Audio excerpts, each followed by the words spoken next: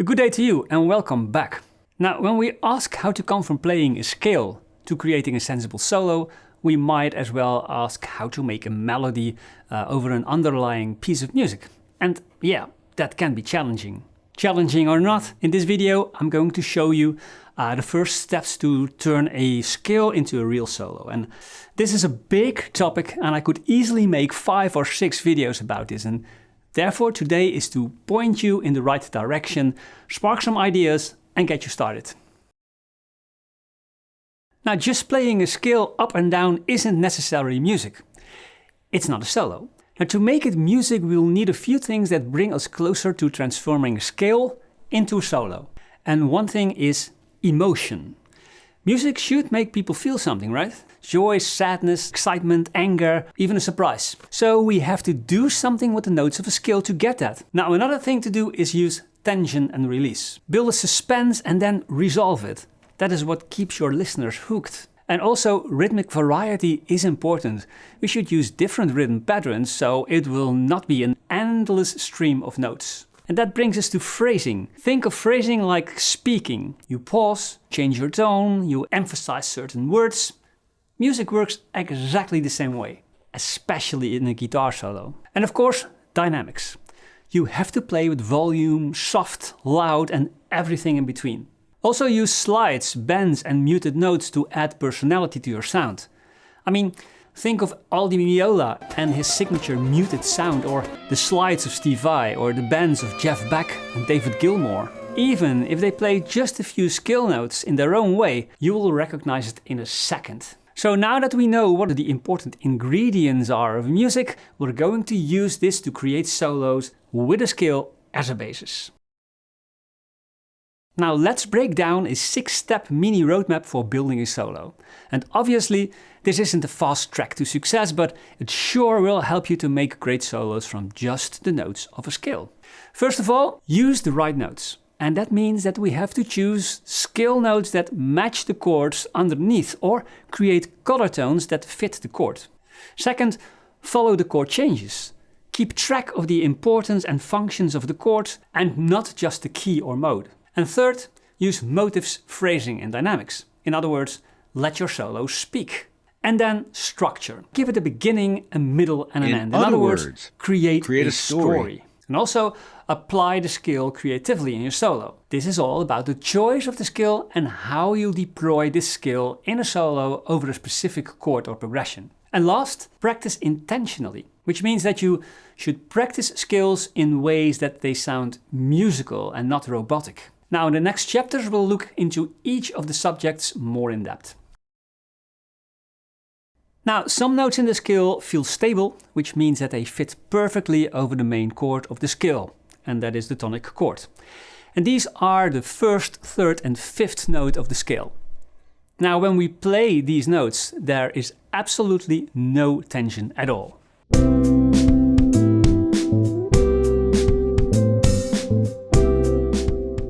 Now, all the other notes in the scale, like the 2nd, the 4th, the 6th and the 7th, create tension and want to resolve to one of the stable sounding notes 1, 3 and 5.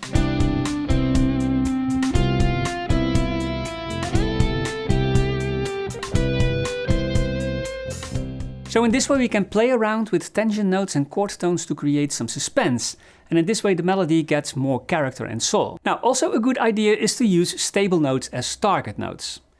And what I mean by that is that these notes should be the end goal of a lick or scale figure that we play.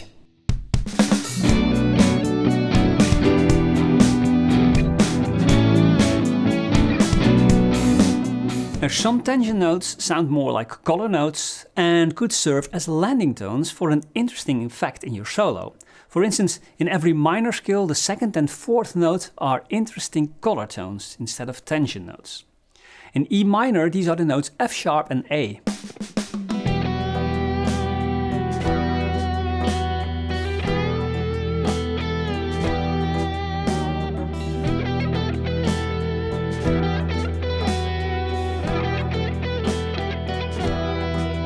Now, each scale type, major, minor, melodic minor, harmonic minor and so on, has its own specific color and tension notes. So We have to study the scale types to see what notes can be used as color tones and what notes can be used as tangent notes.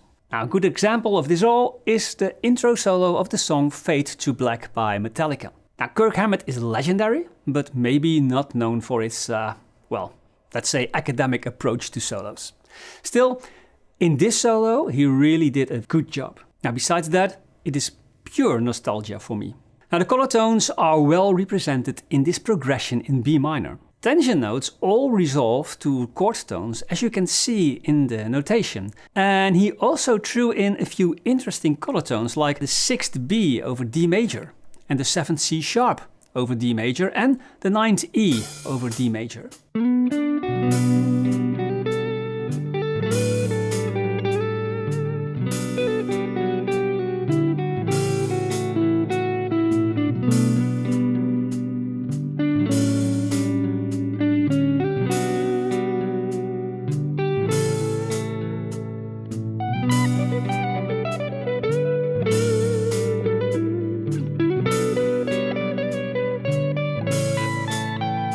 So you can see that he knew what he was doing. Maybe by ear, maybe carefully planned, it doesn't really matter. Someone once said, great solos follow the story told by the chords. So don't just play notes mindlessly, but listen to how the chords move the music.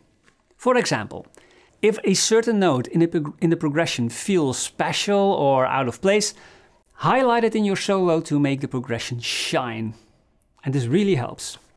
Now, I made a simple example in the key of E minor where the note F sharp plays an important role because it is present in most of the chords in the progression.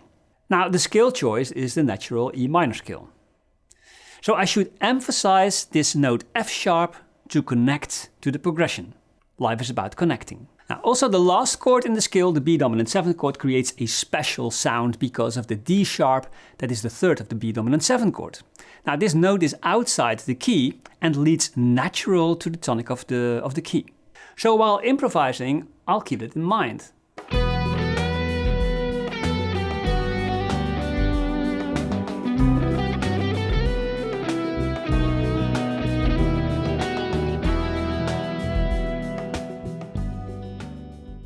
Now, motifs, phrasing and dynamics are key concepts to make any kind of melody or improvisation.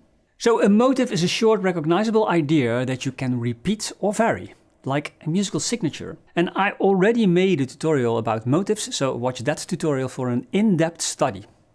Now, maybe the best illustration of a motif is the one in the 5th Symphony of Beethoven. Now, but also in modern styles, it's an essential part of music. Think of Another One Bites the Dust by Queen. Now, in the next examples of famous guitar solos, you can clearly distinguish a motif. Now, all solos use only the 7 notes of one single scale. And often these motifs are a combination of rhythm and specific intervals to generate a recognizable bite of music.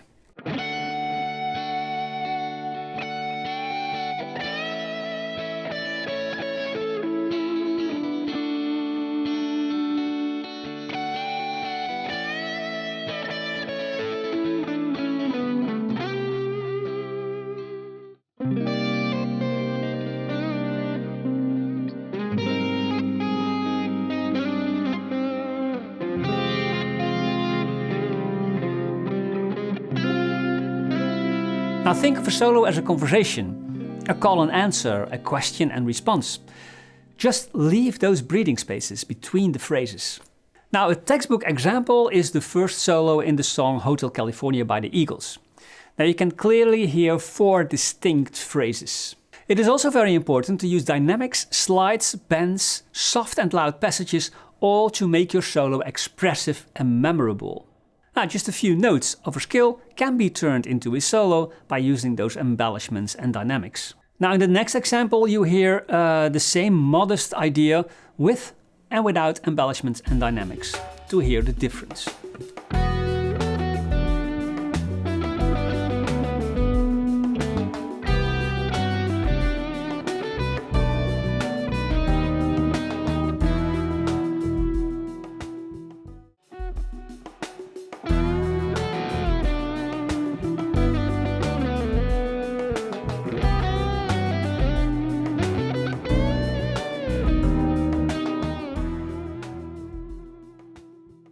Now I always tell my students to learn short licks and use them in different ways and different styles.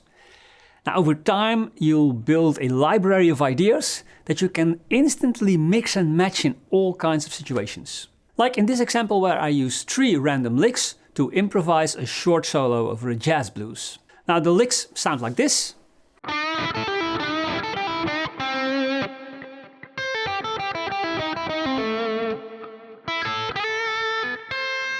And the solo sounds like this.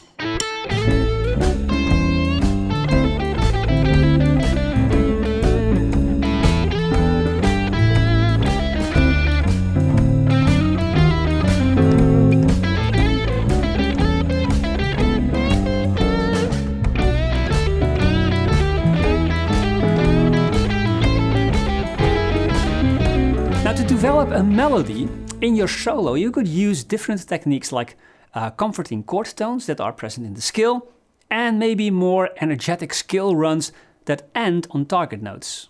Now, like in this example in E minor that starts off with some chord tone figures and uses 2 scale runs, one up, one down, where both end on the target note that corresponds with the underlying chord.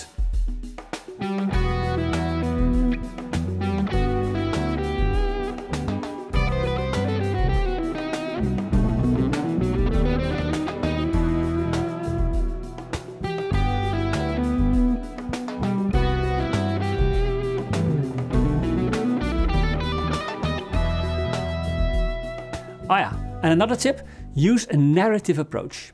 Give the solo a clear beginning, middle and end, like in a story. 2 bananas on the beach that can't surf. But an apple tells them that if they want something, they just have to go for it. And 1 or 2 waves, they're doing fine. But then they drown.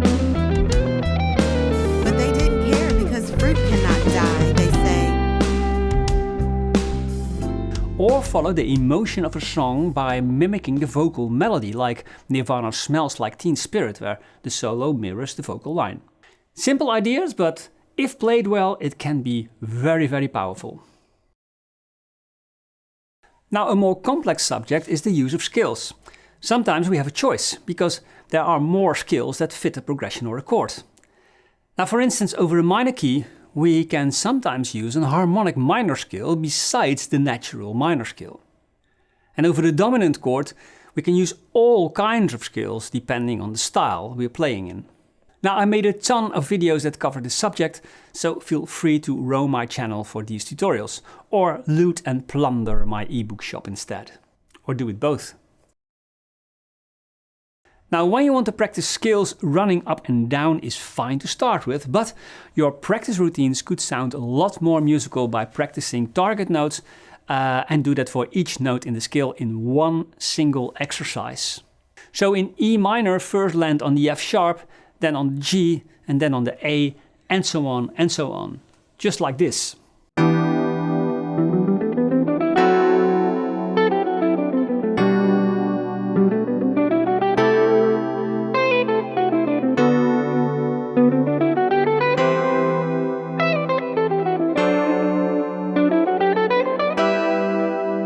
Now you can also play chord tones as arpeggios within the scale pattern that you already know.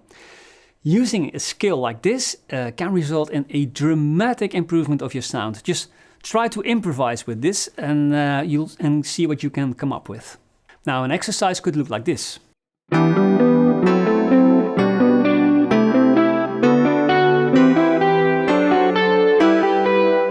And experiment with groups of different amount of notes and change direction mid-scale.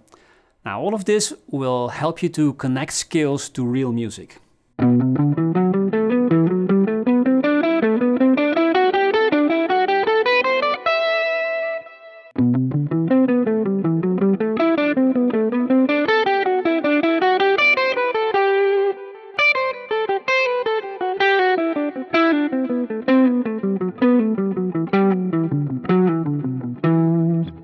Now another good method to practice a scale different from just up and down is playing the scale in intervals.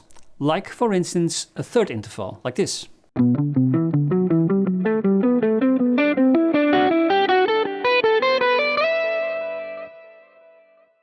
today we have explored how to turn a scale into a solo, using target notes, arpeggios, color tones, phrasing, dynamics and structure. Now there's so much more to learn, but for now you have a solid starting point.